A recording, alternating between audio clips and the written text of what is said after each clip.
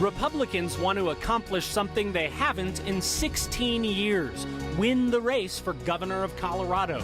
It won't be an easy job. Colorado voted against President Donald Trump. His approval ratings are lower than 40% here. Yet the president is wildly popular within the Republican base, and you can't win this primary without him. They'll have company, though. More than 1 million new voters are allowed to vote in this month's primary. Independent voters outnumber either Democrats or Republicans in Colorado, and this year they get to choose one party ballot to fill out. Each party has 4 candidates standing. Tonight, you'll meet the Republicans, State Treasurer Walker Stapleton, former State Representative Victor Mitchell, former Mayor of Parker Greg Lopez, and businessman Doug Robinson. One will become the nominee this month. The Republicans hope for taking over the governor's mansion. The choice is up to you. This is Decision 2018, the race for governor.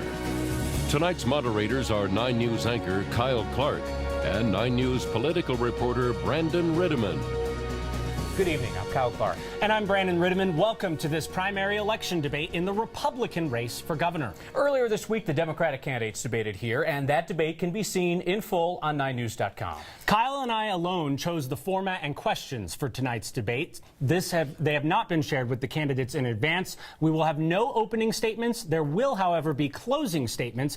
Candidates will have 45 seconds to answer most of our questions tonight, and they will have a countdown clock visible to them. We'll occasionally ask for a show of hands or a short answer, and our goal there is to highlight contrasts for voters rather than spend a lot of time on issues where all these gentlemen agree.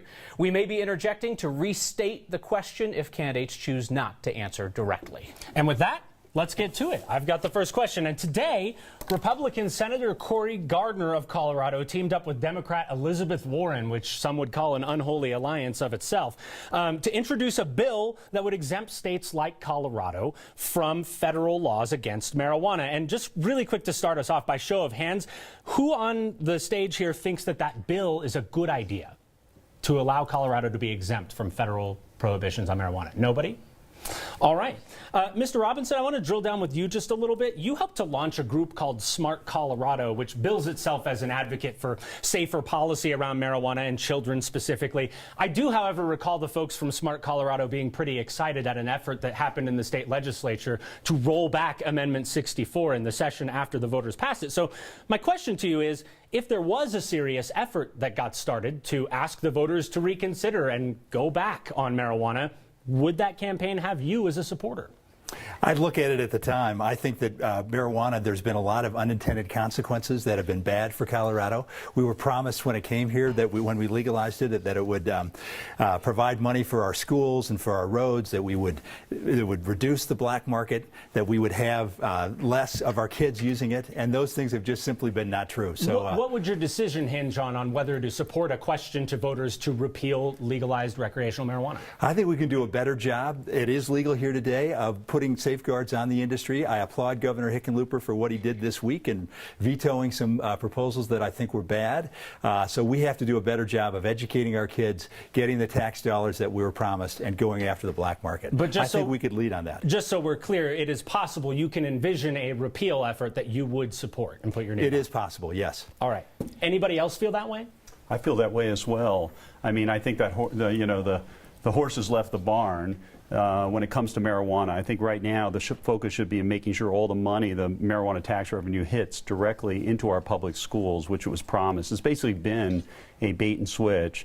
And I've actually proposed to bring full transparency, accountability, and public scrutiny, put a website together in real time, pretty easy to put together, show exactly how much money is coming to the state and where it's going. But if there was strong public awareness that long-term that recreational marijuana is in the detriment of our kids and many others, I would strongly consider that as well a repeal effort just on the recreational side, not on the medical side. Yeah. Is there a recreational repeal either of you would be? I would say there's 33 states now, Brandon, that have passed some form of recreational marijuana or medical marijuana, and a number of states will pass it after November as well. I think we have a big regulatory problem at the state level when it comes to medicinal marijuana and the fraud and abuse associated with medicinal marijuana. There's some counties, if you talk to Larry Walk at the Department of Public Health, that have a 50% price disparity between medical and retail marijuana. Some counties it's 30%, it varies. We have to fix that, and we have to distinguish between the CBD part of the plant, which is the most medically viable part of the plant, both for kids with epilepsy and NFL players who are suing because of inflammation, and the THC part of the plant that causes you to order Domino's and watch reruns of TV. Our medical cards don't distinguish between the CBD and the THC part of the plant, and we should. Understood, but is there a repeal effort that you could see yourself supporting sometime down the line of recreation? I don't think it's practical. I don't think it's practical. I would say that, you know, there's nothing wrong in asking the Colorado residents again. I think now we've learned a lot about what marijuana has done to our communities, what marijuana has done in our schools, what marijuana has done to the fabric of Colorado. I don't think it's anything wrong in asking that question again. I voted against Amendment 64. I still believe it's not the right thing for Colorado, but I think it's important for us to go back to the residents of Colorado and ask them. You know, they're more informed. They understand what's happened. I think it's reasonable to always go back and ask that same question again. So I'm hearing three of you say you might support a repeal effort, and Mr. Stapleton, you can't imagine one. I'm interested in actually doing more as a governor to fix the regulatory model so it's harder for an 18-year-old kid to get a medical marijuana card than it is for him or her to get a six-pack of beer. Not making a value judgment, but that's, in today's Colorado, it's easier for an 18-year-old to get a medical card, and there's an incentive because you can be 18 and have a medical card versus having to be 21 to be a recreational buyer. All right, I want to switch gears and talk about immigration just really quickly. There's been a lot of debate in the state legislature over the driver's license program for people who do not have legal status in this country. If the legislature sent you a bill that repealed that program just full out, would you sign it? We can go with show of hands. Who would sign it? Repeal bill. Your hand, is your hand up, sorry, Mr. Stapleton? about to repeal the driver's license program. The driver's for people license without program, yes. Legal status. Absolutely. All right. Kai? Mr. Stapleton, you said that you're going to end sanctuary cities. Yes. And I haven't heard you say how you're going to do it, which mechanisms you're going to use. So obviously this is a home rule state where cities are given a lot of leeway. So what specifically would you do to end city policies in Denver, Aurora, Boulder, elsewhere? So, Kyle, this is a huge difference between the Republicans and the Democrats. In fact, if Jared Polis becomes the next governor of Colorado, Colorado will become a sanctuary state. It is actually in the Democratic Party platform to make Colorado a sanctuary state. That makes absolutely no sense. I'm proud to have the support of the head of the Colorado Sheriff's Association, the head of the Denver Police Union, and more than a dozen big sheriffs from all across Colorado, because they know that I have their back and will have their back as governor, and so they have my back. And so here's what I would do. I would take state funds. I would restrict state funds from any city that declared itself a sanctuary city. I would take legal advice from my attorney in the governor's office and from the attorney general as to what I could do to cities specifically or individuals if it was constitutional as well to hold them liable. Okay. You use most of your time not answering the question. I'm curious, what specific state funds would you withhold from sanctuary cities? Any funds that were infrastructure funds that they relied on for the state, any funds that I could restrict, I would, from the state of Colorado to any city, whether it be Denver or Aurora, that declared themselves a sanctuary city. So you would withhold like road and bridge funding from Absolutely. Denver if they... Absolutely. Okay. Absolutely. So, Mr. Stapleton, you skipped our last debate where all of your opponents gave us some quick yes or no answers to a series of questions about immigration. I want to make sure that everybody's up to speed here. So there isn't a single law enforcement agency in Colorado that participates in the 287G program. That is the longtime program at the federal level, now run by the Trump administration, which has local law enforcement partner with the feds to enforce immigration policy. All three of your opponents said that they would order the Colorado State Patrol to participate. Would you? Absolutely. Okay. Mr. Robinson and Mr. Lopez said that they would send the Colorado National Guard down to the Mexican border if President Trump requested that. Mr. Mitchell said he would not. Yes or no? Would you? Yes, he's the President of the United States. Mr. Mitchell supports holding elected leaders of sanctuary cities civilly liable for those policies. Mr. Lopez and Mr. Robinson do not. Do you? I don't know if that's constitutional. I would explore every avenue possible on the advice of the lawyers at the Attorney General's office and in the governor's office. Sounds like you would if you could. Colorado has a population of people here illegally that's roughly the size of Fort Collins. In our last debate here, your opponents all agreed that the vast majority of those people living in Colorado illegally are not going to be deported. They all agreed that only people who are here illegally with criminal convictions should go. Do you agree with that? Well, I think that our failure to fix immigration is a federal issue, from DACA to the federal government's inability to lead on immigration. Colorado, like a lot of states, has to deal with the federal government not being able to solve our immigration challenges. I'm interested. They managed yes or no. So here's what I'm asking interested you, what is the bar for deportation? If somebody is a felon, they absolutely should be deported. If somebody's here illegally and they've and they can be proved, then we need to have a process for removing those people, because it's unfair to all the people that have legally gone through the process to become citizens or get their green cards. So you're talking about removing people that do not have a criminal conviction, which is a step farther than anybody else here talked about. But I'm interested primarily in solving sanctuary cities. Immigration is a federal I'm interested problem. in the answer to the question. My question is, who is going I'm not to going to answer a hypothetical question. You can ask it 10 different ways. I'm going to tell you that I'm interested in sanctuary cities, which a proactive governor can and should do something about, so we have a uniform policy. I'm not going to go into a hypothetical state versus federal government policy on immigration. I'm just not. So it actually is an on-the-ground issue in terms of what you consider to be a sanctuary city, what types of offenses are reported to the federal government. This is the debate that's happening in cities and states across the country. So, and one big sticking point in this, from New York City to San Francisco, and we talked about it here in the last debate that you skipped, your opponents all agree that if somebody is here illegally and is picked up for drunk driving, as you were, that person should be deported. Do you agree with that? If they were here legally and picked up for drunk driving, and they should be deported. Stay or go if it's drunk driving. I think that's I don't know. It's a case-by-case situation, I'd say. Case by case. We would note that your opponents did provide a yes or no answer on that, as did every Democrat in the race. Mr. Stapleton, I got one more for you. On the campaign trail, I'm sure you heard Mr. Lopez talk about how he's changed his life since his alcohol-fueled domestic violence incident in his past. I haven't heard you discuss how you've changed since your drunk driving arrest, so I'm going to ask you the same thing I asked Lopez. What's your relationship with alcohol today? Absolutely. Nearly 20 years ago, when I was a young man in San Francisco, I made a mistake. I was honest about that mistake. I took responsibility for it, and I moved on. And when I first ran for office, that mistake was the subject of a TV ad by the Democrats. It was the subject of banner ads. In fact, it was the subject of my opponent's almost entire campaign. And the voters of Colorado didn't buy it back then, and they're not going to buy it today, because they know it's a sideshow from the issues that matter. And the issues that matter are, what is Jared Polis going to do to the economic future of Colorado through a single-payer health care system that I was the co-chair of the effort with Governor Ritter to defeat, to supporting energy standards, which economists say will cost us $45 billion and send 230,000 jobs from Colorado. This is a sideshow, Brandon, and it's been vetted. And 10 years ago, when I first ran for statewide office. And in fairness, Mr. Lopez gave a direct answer to this question. I asked you to describe your relationship with alcohol right now. Responsible, because I'm a father of 3 kids, 10, 6, and 4. Thank you very much. I have to say, I don't think this is a sideshow. Unlike you, I'm not a home brewer. We've gone right into that. We're going to move on. This week, the U.S. Supreme Court ruled in favor of a baker in Lakewood who refused to make a wedding cake for a gay couple, as you all know. The court blasted the Colorado Civil Rights Commission for being hostile towards religion, but the court also preserved Colorado's anti-discrimination law.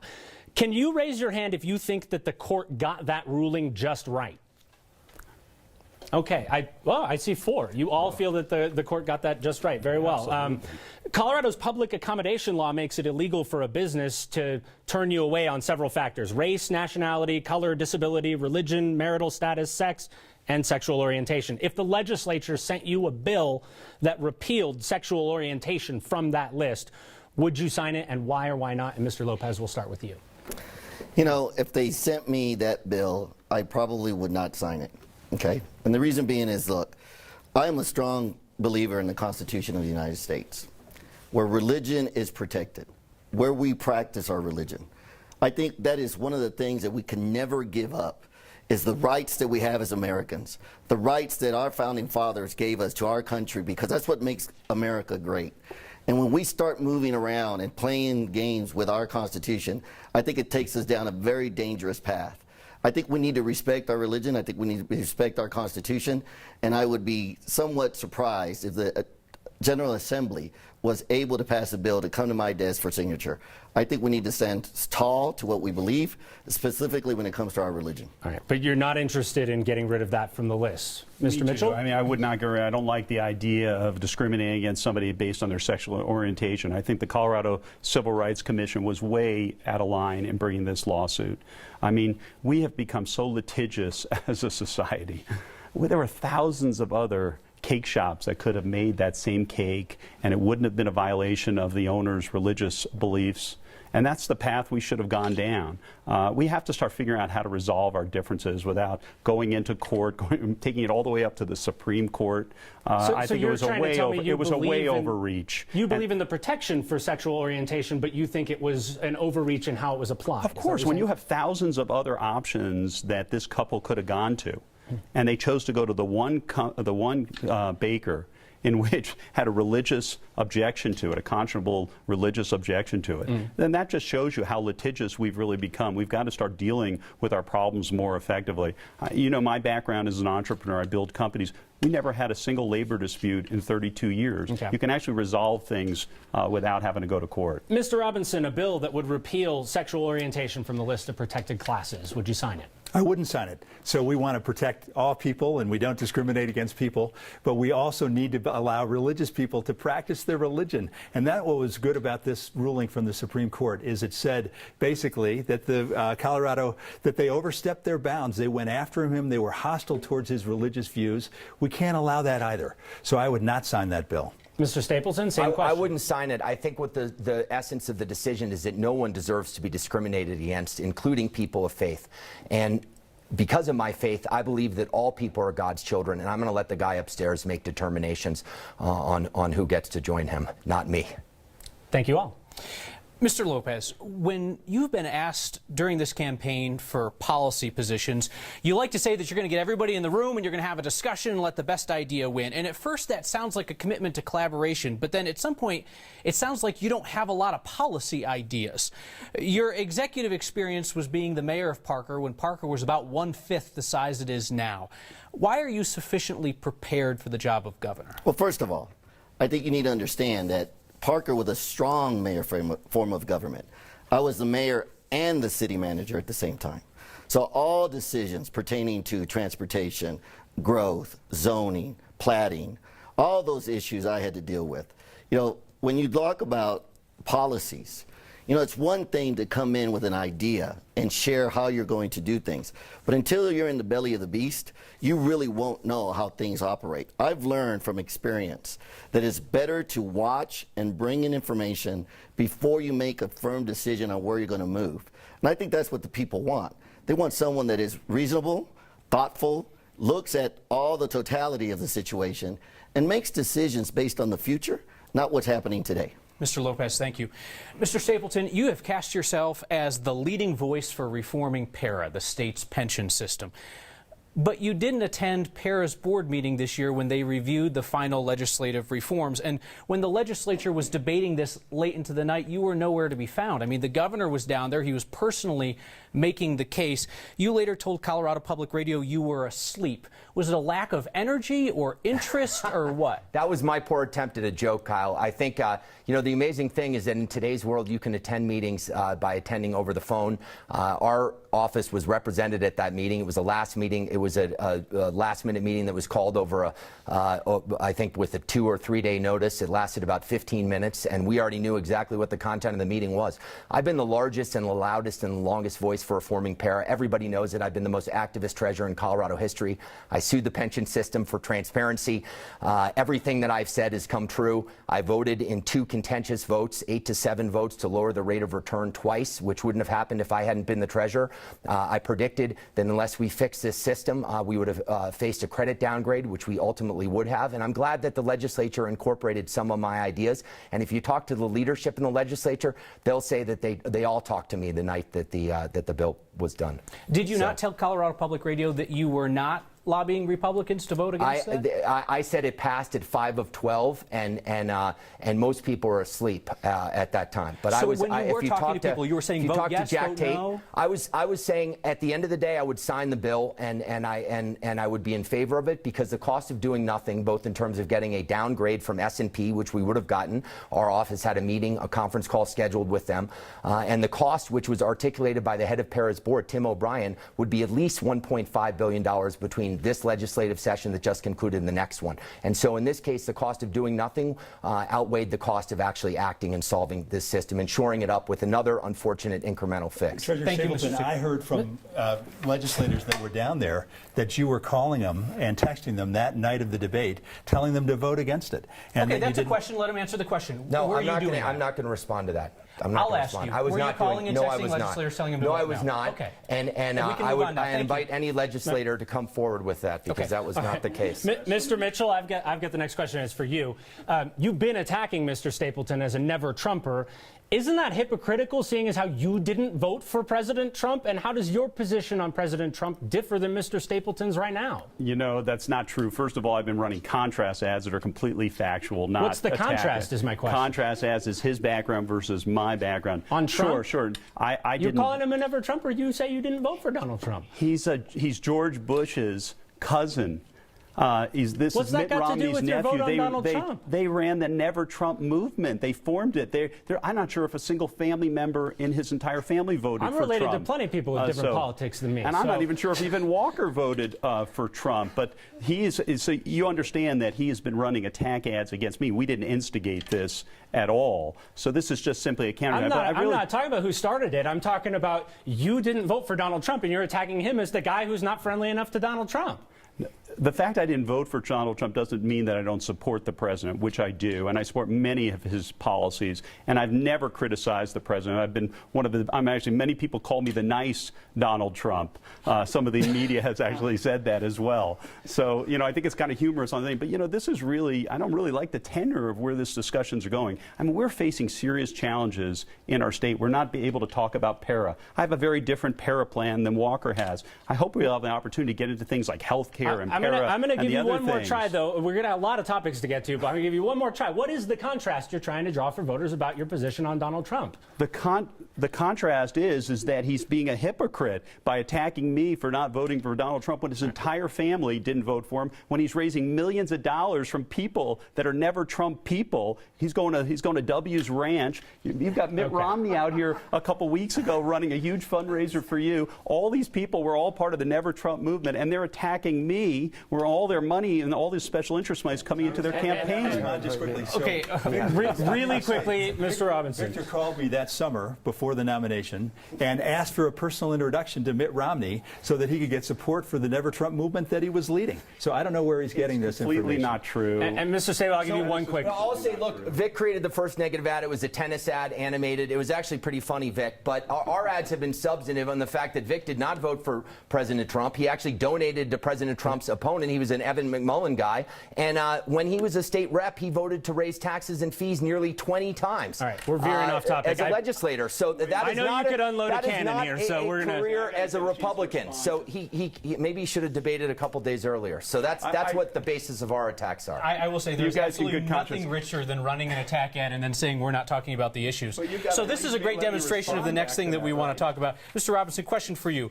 So by all accounts, you are a friendly, mild-mannered guy, traditional conservative values, and no scandals. So not exactly a formula for success in Republican politics these days. I think it is. I know that you know the saying, nice guys finish last, and I'm not predicting that you finish in fourth here. But what specifically makes you think that you can connect with a Republican base that clearly wants fire and fury? So I have some fire and fury. I have lived my life in a way that has stood up for conservative values and brought people forward. I've done more outside the system to make a difference for Coloradans, being significantly involved and having a significant influence on over 15 pieces of legislation, making Coloradans' lives better. And, those are the things that matter. And so I have shown that I've lived conservative principles. I can lead this state. I have done more to make Coloradans' lives better than any of these opponents on the stage. Mr. Robinson, thank you very much. So You all talk about bringing change to state government, and I'm curious whether any of you think that you are going to encounter a similar problem to what President Trump says that he has encountered at the federal level. I'm talking about the deep state. Do any of you believe that, similar to President Trump's claim about the federal government, that Colorado's rank-and-file state workers are infiltrated by agents of the deep state that will oppose you once you're elected? A show of hands if you believe there's a deep state within Colorado government. Mr. Lopez. So I mean, that's such an unfair question the way you phrased it, because you're painting this in a very narrow sense. I don't think the deep state is our local state workers, but we do have a deep state. Do you know that we have every sheriff's office in our state keeps investigative files on people that were simply accused of something, never charged or anything? So that would be, in my opinion, is a deep state. We do have deep state. I think that the government is too big. It's too intrusive. It's too overreaching. Has too much power. I want to shrink government. I want to have There's more. a difference between shrinking government and thinking that there's agents who are secretly working against you, as the president says are happening on the federal level. It's the president's definition, actually. The president that you vocally support. Mr. Lopez, do you believe that there are state workers who are secretly working against Republican leaders? I believe that there's a mindset within state government, okay, where there are individuals that, because they're so passionate about their values, they're so passionate about their beliefs, that there is oftentimes ways for them to put obstacles in the way of moving forward. So I do believe that there are some. Am I saying that the entire state employee base is that? No. But you asked a very specific question, and I'm going to tell you that I truly believe there are some components of that. I can't tell you how big until I get into the belly of the beast. I appreciate the direct answer. All right. Hey, Colorado voters may get the chance to decide on two different plans to fund a few $1 billion of pretty badly needed transportation work in the state. One of those would raise the sales tax and pay for a mix of state and local projects, some transportation, some roads. The other raises no new taxes but tells legislature just go find the money, and it can only go to roads. Which do you support, if any, and why? Mr. Mitchell will start. Well, I don't support any new taxes, any new debts, any new fees. I put up a very specific plan to reform our Colorado Department of Transportation. That includes getting $2 billion directly into roads and infrastructure. And it includes reforming the bureaucracy, which is frankly today one of the most most poorly managed bureaucracies in state government. I want to limit their total overhead to 20% and get $700 million a year directly into contractors' hands, the people who actually build our infrastructure. I want to change to performance-based auditing in our state legislative committee. So you've nixed the Chamber of Commerce question with the tax. There's also the Independence Institute question that basically says lawmakers go find the money. Would you be happy inheriting that as governor? You know, if it passes, of course, it'd be a debt relief package of, I think, including interest, about $5.2 billion. I'm strongly opposed to this. I know Walker and Doug are in support of this. I'm strongly opposed to this. We're going to ask them next. Yes, but no, I think obviously if it's passed by the voters, I'm going to uphold the Constitution. But you'd rather it not. I strongly do not believe we need that money. I think it's going to go down a black hole. CDOT has a long history of waste and inefficiency. We need a reformer to take care of that. Mr. Robinson, same question. Those two ballot questions on transportation funding. Great questions, and we have to fix our roads. Our roads are terrible. We're waiting in them way too long in the metro area. They are terrible around the state, and so I'm glad to see that there's suddenly some focus on this issue. It's clear to me exactly what we need to do, and it is not a sales tax increase that is regressive, hurting those that need the help the most. We have to do exactly what Bill Owens did 20 years ago, and that's go to the people and borrow the money. So I am in favor of what's been put forward by the Independent Institute. I don't think it's quite enough. I think we need a little bit more, over $3 billion, to really make a difference in widening I-25 in both directions, improving I-70 mountain access, and projects around the state. But a start you'd be happy with. Mr. Stapleton, Yes. same question. Solving our infrastructure needs, Brandon, is a major reason I'm running for governor, because we can do better and we must. And if we elect Jared Polis in November, we're not going to be able to find a single dime for infrastructure, because his single-payer health care will bankrupt Colorado. His renewable energy standard will put the energy industry completely out of business in our state. But this time, Jared Polis doesn't have a ballot question, so what about the two that might be there? He represents the Democrat thinking on this, which is when there's a problem, just raise taxes and have the taxpayers bail us out of it. And no, I wouldn't support the sales tax increase, because less than 50 cents on the dollar will actually go to roads. If you look at our overall overall spending. We spent $1 billion more last year in overall spending on public transit and RTD, which are really important, but they serve 2.5% of our population. Roads and bridges serves the other 97.5%. And I would support the Independence Institute's effort, but I do think more is necessary for bonding. We need some dedicated sources of revenue in the general fund that we can use for bonding, including cutting executive overhead, fixing the fraud and abuse with medicinal marijuana, and putting every last dime we can towards infrastructure, because there's nothing that's more important for the economic future of this state. Mr. Stapleton, thank you. Mr. Lopez, around the horn to you. Those 2 ballot questions. You know, I would not support the Denver Metro Chamber's effort to increase the sales tax. Fair enough. I would support the Independence Institute approach, because here's what it does. It forces legislatures to do their job. It forces public officials to look at the budget and evaluate what is the most important component that we need to focus in when we move forward into the future. This is something that we haven't really had before. And what is wrong in having those elected officials truly make those hard decisions? Because that's what we need to do every single day. When we go run for office, we tell you that we're going to make decisions. It's important for us to always make sure that we listen to what the people want and make sure that we make good decisions. So I would definitely encourage that proposition. All right. Mr. Lopez, thanks. We actually are going to give you guys all a chance to catch your breath, because as we mentioned at the top of the show, independent voters, unaffiliated is how it's formally named on your ballot, they have the right to vote in one party primary this year, either the Republicans you're watching now or the Democrats who went on Monday. Here's a little catch up on how it all works. If you registered with a party, you'll get that party's ballot in the mail, just like normal. It's too late to change it now. If you registered with no party, they call that unaffiliated, you can expect to get 2 ballots, one for Republicans, one for Democrats, but you're only allowed to cast one. I repeat, you can only cast one ballot. That's why they give you one envelope. If you turn in both, your vote will not count. You can handle most voter registration stuff online in Colorado. Just go to govotecolorado.com. There, you can check your registration, update it, or register for the first time, but don't put that off. That's govotecolorado.com. For drop-off locations, in-person voting, or more information, check with your county clerk. Vote early, not often, but make sure you vote by primary election day. It's Tuesday, June 26th. The polls close at 7 p.m. Welcome back. Denver's power players, including Governor Hickenlooper and Denver Mayor Michael Hancock, want to bring the 2013 Winter Olympic Games to Colorado. 2030. 2030. Thank you very much. I was about to say that's way back. Here we go. 2030 Winter Games. By a show of hands, do you support bringing them to Colorado?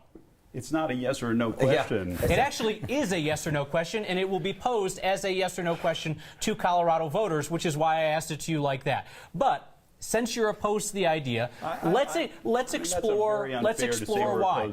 Well, so people are going to get a yes or no question, Mr. Mitchell. So that's the reason why I asked you a yes or no question. Or no answer. Mr. Robinson, let's talk about your apprehension over the games. Is there anything that the IOC and the organizers could convince you to get on board with that effort? Absolutely. They could say that no taxpayer dollars are going to be thrown into these games.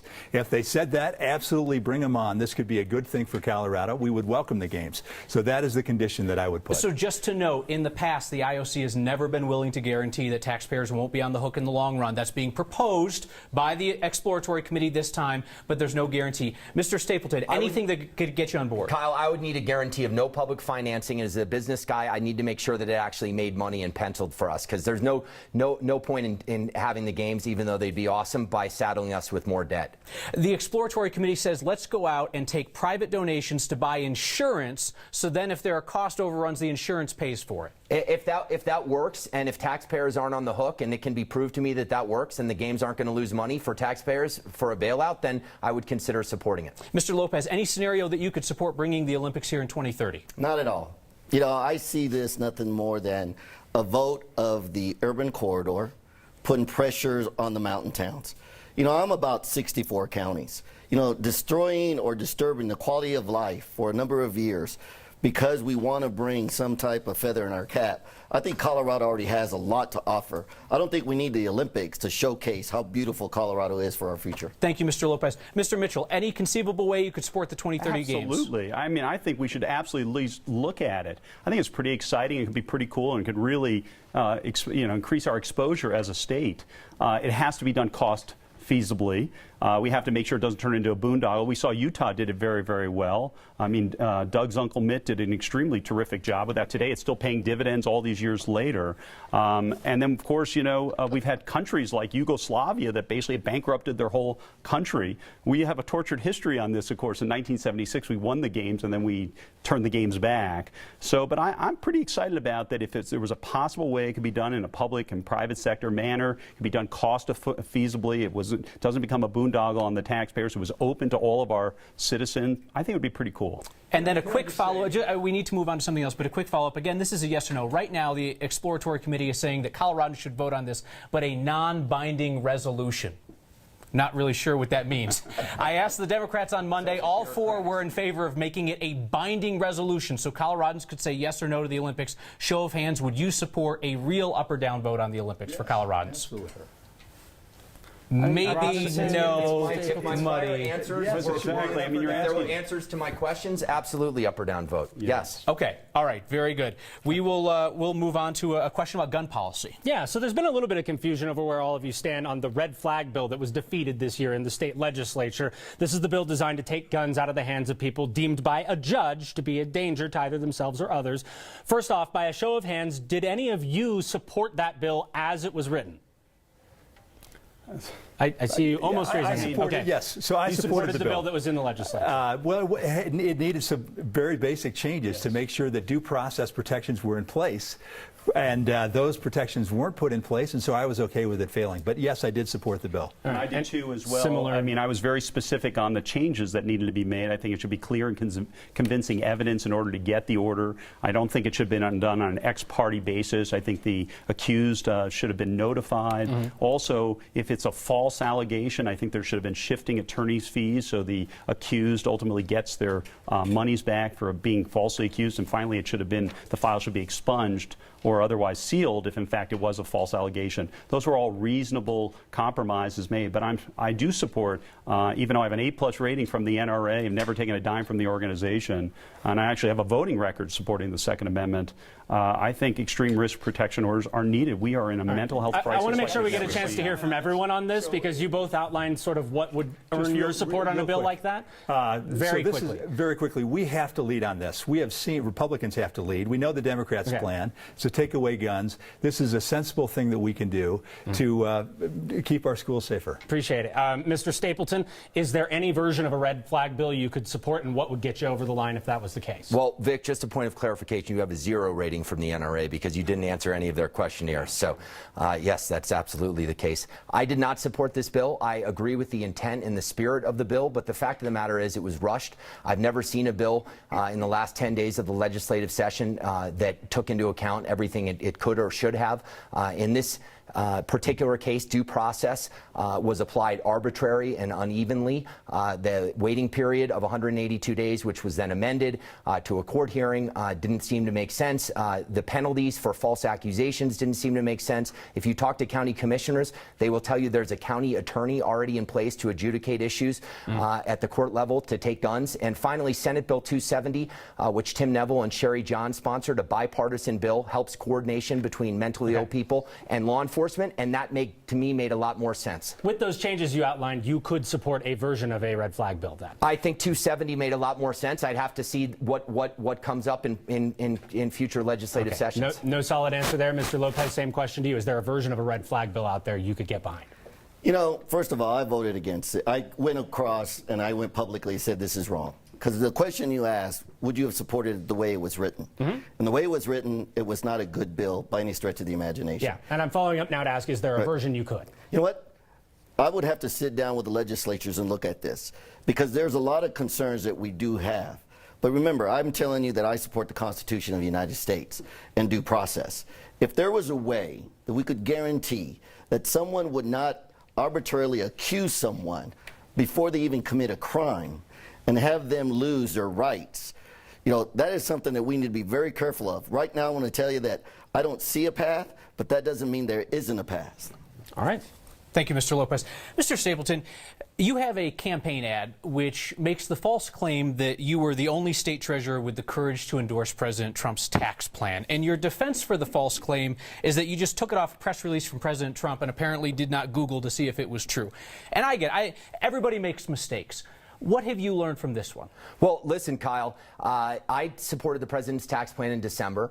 Whether I was the only treasurer or one of the only treasurers, I was the only treasurer that was included in the official White House press release, and I did not take the time you did to caucus all my colleagues. And what the point is not the semantics of whether I was one of the first or the first. The point is what the tax plan is actually going to do for Colorado. And it's going to provide... Hold on a second here. No, this Hold is on a second. Question. No. It's not about the tax plan, sir, Yes, because it is. the tax plan, I'm It's sure, was about giving supported by everybody else up 75% here. of Colorado's I'm asking tax you relief. about whether you've learned anything about being caught making a false claim. No, I actually have not, because I don't think the semantics of being one of the first or the first are really meaningful. What's meaningful is a piece of legislation, and we were the only treasurer that was listed on the official White House press release, Kyle, and that's why we said the only. Okay. So. All right. Very good. Just in fairness, it only took a few minutes of calling around the country and people were laughing at your claim. And these are Republican treasurers. Well, I'm just curious. You seem to not be I'm bothered happy at all that there's about other treasurers. the I'm not false bothered claim. at all because what matters is what the tax plan is going to do for Colorado. Okay. All right. What matters is that point. it's going to be $4 billion of economic Mr. impact. Lopez, a question for you. I've heard you discuss the lack of religious values as what you see as a causal factor, or at least a contributing factor in the school shootings that we have seen. I'm curious how that meshes with the role of a governor. Would you seek to create some type of religious or faith revival in Colorado as governor? You know, I think the governor has a responsibility, a moral responsibility, to talk about how it's important for us to value life and how it's important for us to take care of each other and make sure that we're not treating life like it's nothing. You know, I think the governor does have a responsibility to talk about some of the things that we know bind us together, and that is taking care of each other. You know, and when we don't talk about that, it makes it sound like God doesn't matter. It makes it sound like God has no role in our society. Our founding fathers built this country on divine intervention. And I think it's important for us as a people to talk about how important it is to take care of each other. And if we don't talk about that, this is the types of ramifications that we end up finding in the school system. It doesn't sound so much like maybe values rooted in religion, but not religiosity per se. It sounds like what you're describing. You're just talking about community values. Yes, I'm talking about we have to make sure that people understand the value of life. Thank you, Mr. Lopez. All right, I have a question for the whole group here. Why do you think, thinking back to 2016, that Donald Trump lost the state of Colorado, and how does that inform your strategy trying to beat the Democratic nominee if you were to become the Republican nominee? And we'll start with you, Mr. Robinson. So he lost the state of Colorado because he didn't have the support of independents and conservatives and others to come together and rally around his ideas that he was putting forward. So I think we need somebody in this election who has the competence to really lead, has shown that competence, has the character that is going to really not have character attacks. Those things Coloradans care about. They care about the baggage in our background. They want somebody that doesn't have that baggage, that can lead. And so I think I present that alternative, present that opportunity that I can bring independents on board. I can withstand so that the Democrats' fire is not on things that we've done in the past. It's on, we're talking about issues, about things that really matter for Coloradans.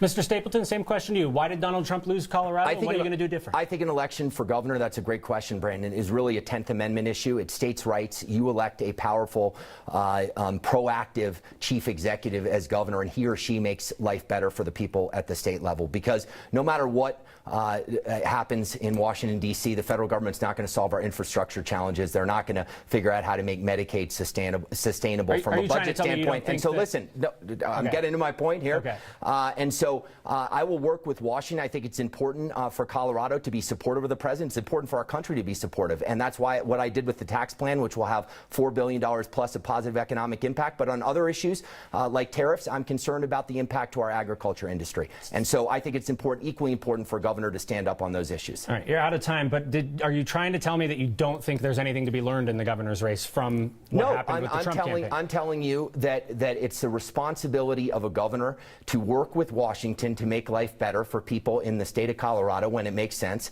and to stand up to Washington when they advocate policies that are going to make things less advantageous for the economic future of our state. And I also didn't hear an answer to the first question, which is why do you think that Donald Trump lost Colorado? Well, I'm not a pundit, so I'm not going to engage in punditry. All right, not going to answer the question. Fair enough. Mr. Lopez, why did Donald Trump lose? Does it inform you to do anything differently? He lost because his message didn't connect. It didn't connect with enough voters here in Colorado. His message was off. You know, it's 2 years later. I'm about messaging. I'm about connecting with all the voters of Colorado, focusing on what are the issues that are impacting the families of Colorado. You know, can you learn something? Sure you can. You know, basically, if you don't connect with the voters, if they don't feel that you care about them, if they don't feel that you really care about their families and their future, there's really no reason for them to support you. I think that was the biggest fallacy or the biggest misstep that the president made. You know, for me, I'm a totally different person. You know, I can connect with people. I think that's why I'm here today, is my message is resonating. Mr. Mitchell, why do you think Donald Trump lost the state of Colorado? And what does it inform you to do?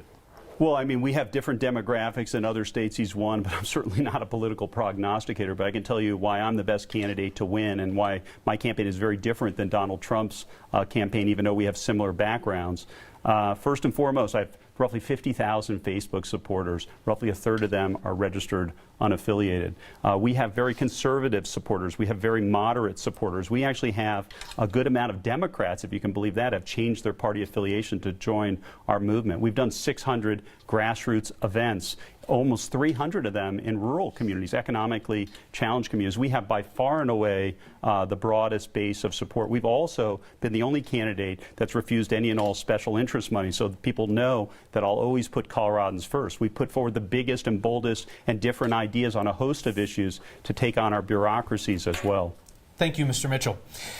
So there is a story that we did the other day that really got people talking, and it is about this collaboration between the Hickenlooper administration and some high-tech businesses to advertise to Californians, trying to convince them to move to Colorado to take high-tech jobs. Some state money's going into this, some business money's going into this.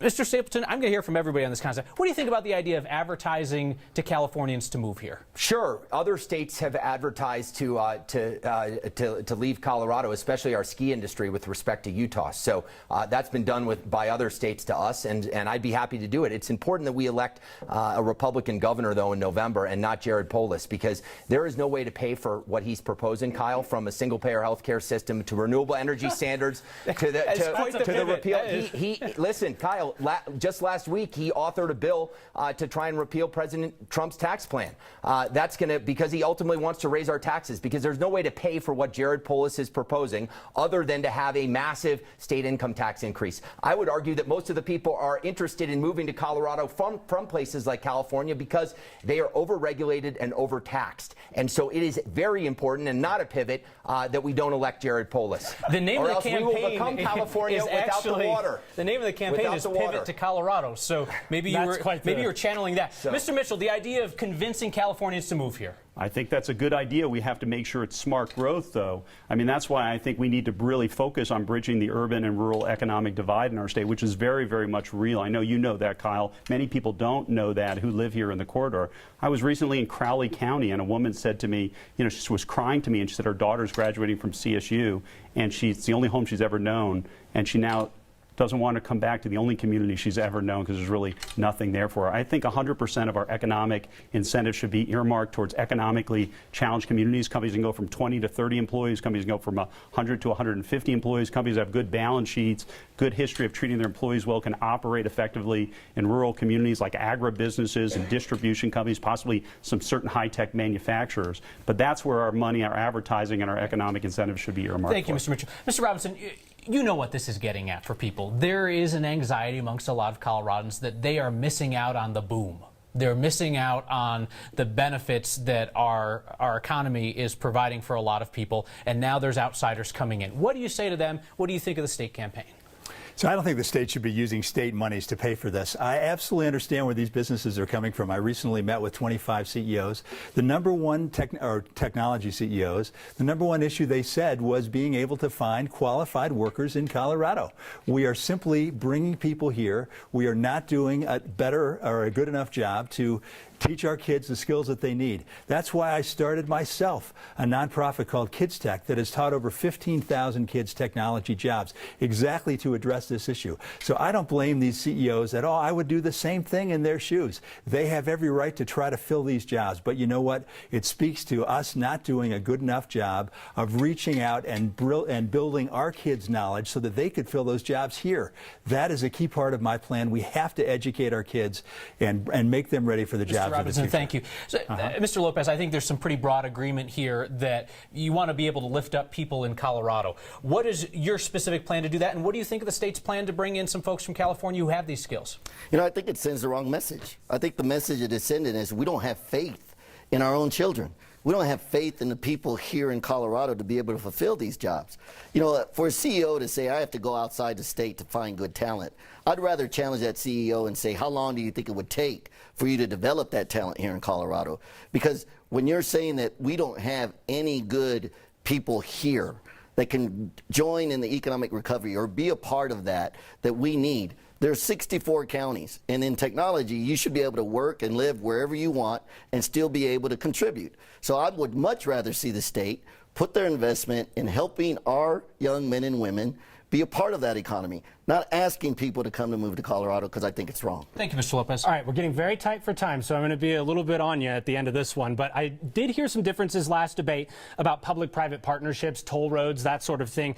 I want to hear you on these tax incentives for big businesses like Amazon with its second headquarters coming here. Where do you draw the line on offering a company tax incentives to come to Colorado? Mr. Stapleton, we'll start with you. So I talked to the Denver Business Journal about this months ago, and we have a plan.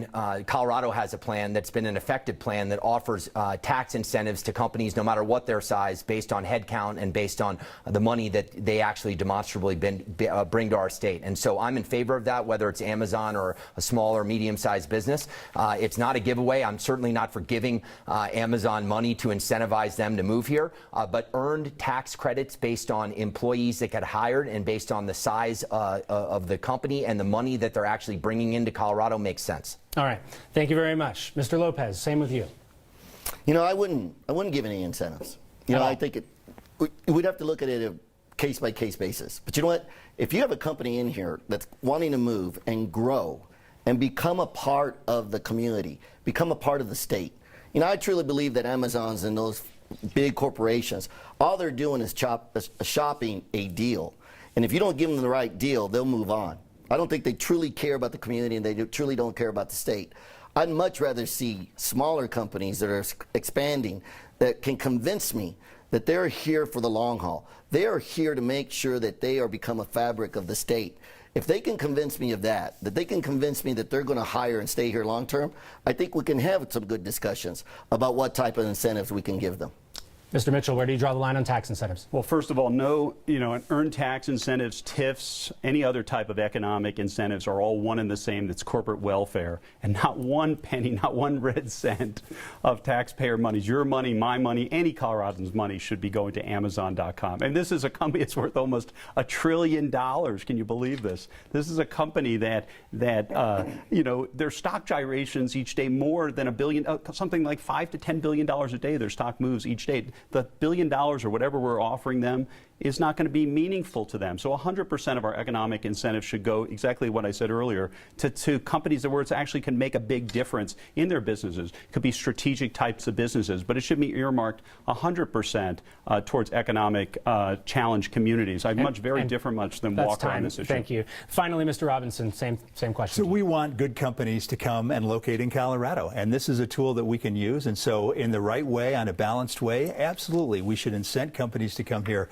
But it speaks to our bigger problem. We have to incent them by having workers that are prepared for the jobs of the future, and we're not doing a good enough job around that. All right, Mr. Robinson, thank you. Just a few seconds before we begin our closing statements, a couple quick show of hands questions if we have time. If there's a home rule municipality in Colorado that wants to limit its growth, its new population through limiting new water taps for developers or residential construction caps, would you be supportive, by show of hands, of a local city or town doing that?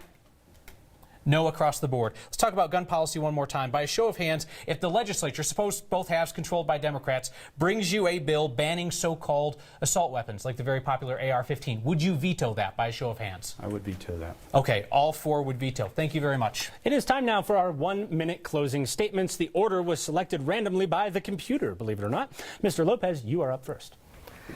You know, I truly believe that the job of the governor is to promote, protect, and preserve the various economies and the different ways of life that make Colorado the great state that it is. There are 64 counties in the state of Colorado. It's not all about Denver and it's not all about Boulder. It's about all of us, not just some of us. You know, as I travel the state, I hear from a lot of different individuals about the challenges that we're facing. And there isn't a divide. There's a divide between rural Colorado and urban Colorado. But we need a governor that truly understands how to unite, how to bring people together, how to find solutions, how to not play politics, but let's do things that really matter for the future of Colorado, a future that we can all be proud of, because we know there's challenges every single day that we're facing. And it's important for all of us to become statesmen, to understand that it's okay to disagree and agree that we need to move forward. My name is Greg Lopez. I ask for your support. Go to my website, lopezforgovernor.com, get more information on where I stand. All right. Mr. Stapleton, the floor is yours. I'm running for governor of Colorado for 3 really important reasons. My kids, Craig, Coco, and Olivia. The Colorado that I want them to inherit is hopefully going to be one that is filled with abundant economic opportunity. And my concern is that in today's Colorado, that is becoming less and less the case. In November, voters will have a stark choice to make between electing somebody like Jared Polis, who wants to create a Bernie Sanders single-payer health care system that the former Democratic governor and myself were the chair of the effort to defeat, that will bankrupt our state. He wants to create renewable energy standards that economists have told us will cost a minimum of $45 billion, take 230,000 jobs away from Colorado and $32 billion annually to our economy. And just last week, Congressman Polis introduced a bill to try and repeal President Trump's tax plan, which 75% of Coloradans are benefiting from. We cannot afford Jared Polis for my kids or for yours. I need your help and vote. Let's win this thing. Mr. Stapleton, thank you. Mr. Mitchell, you are up. Well, it's hard to believe, but 41 years ago, I was sleeping on a floor taking care of a disabled parent. And then today I'm running for the highest office in our state. It just tells you what a tremendous country we really have, both upwardly mobile and anybody can be anything in this country.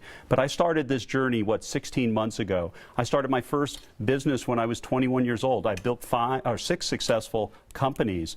We often base who we're going to vote for, more often than not, based on name identification or maybe how they make us feel, shared values. Maybe that's just not working for us. We elect lots of problem talkers, but very few problem solvers. I've been a complex problem solver my whole career. I've put forward big ideas to take on our state bureaucracies. I'm uniquely qualified to move our state forward and, most importantly, to win. We've only elected 2 Republican governors, if you can believe this, in 62 years. We keep electing establishment candidates and we keep losing as Republicans. Let's try something different. Please join my movement. Thank you so much.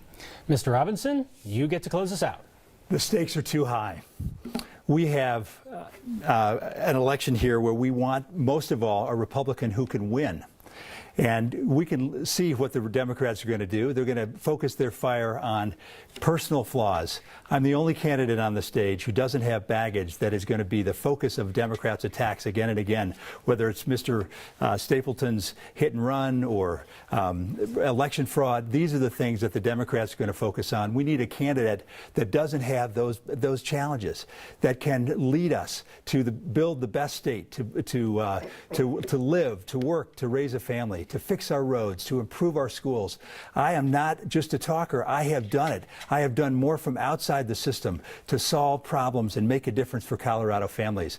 I can lead us to victory and can lead us, make it being a game changer for this state. I hope you'll check me out at DougForColorado.com. Thank you. Mr. Robinson, thank you very much. Thank you to all the candidates for a spirited discussion tonight. That was so much fun. We should do it again tomorrow night. I'm telling you. If you missed the Democrats' debate on Monday night, the full hour is posted on 9news.com. This video will go up there later tonight. We encourage you to share both videos with your friends because this year anybody can participate in the party primary process. If you are an unaffiliated voter and you have received 2 ballots, remember, you have to pick one to vote. For Brandon Ritterman, I'm Kyle Clark. Thank you and good night.